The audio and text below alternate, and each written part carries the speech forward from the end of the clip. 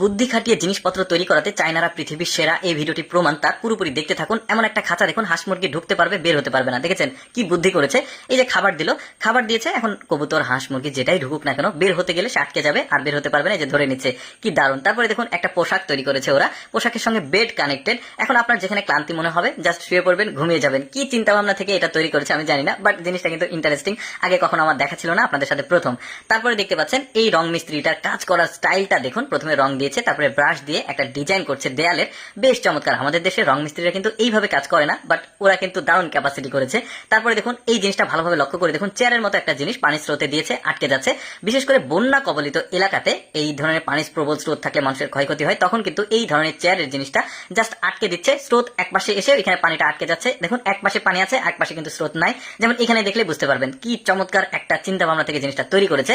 তারপরে দেখুন আরাম আয়েসের জিনিসপত্র, ভারী যে জিনিসপত্র সিঁড়ি বেয়ে উপরে তুলতে এই দারুণ জিনিসটা তৈরি করেছে ওরা। তারপরে দেখুন একটা ছোট্ট ডিভাইস, এটা ঝাড় দিচ্ছিল, লোকটা ঝাড়ু দিচ্ছিল, ময়লা পরিষ্কার করছিল। এই জিনিসটা দেওয়া হলো। এই মেশিনের এমন বাতাসে প্রবল বেগ, দেখুন একটা ধুলোবালিও থাকছে না, সব পরিষ্কার হয়ে যাচ্ছে। কত আরামে কাজটা হয়ে গেল।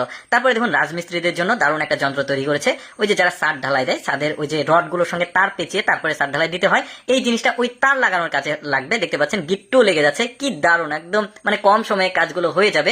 এটার আবার আপডেট ভার্সন আছে, যেটাতে মানুষ কোনো কিছুই প্রয়োজন নাই, জাস্ট ওর মধ্যে সেন্সর আছে। কোথায় কোথায় লোহার তার দিয়ে গিট্টু দিতে হবে সে কিন্তু নিজেই জানে, ওইখানে ওখানে দিয়ে দিচ্ছে।